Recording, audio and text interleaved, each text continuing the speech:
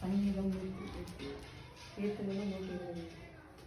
యెహోవా ఇల్లు కట్టించిన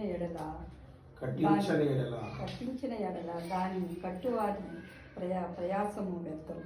యెహోవా పట్టణమును కాపాడిన ఎడల దాని కావలి వాడు మేలుకొని ఇండుట వ్యర్థం.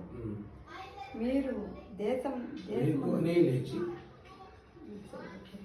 లేచి చాలా రాత్రి అయినను తరువాత పండుకొనుటకు కష్టార్జితమై ఆహారము తినుచునుట వ్యర్థమే.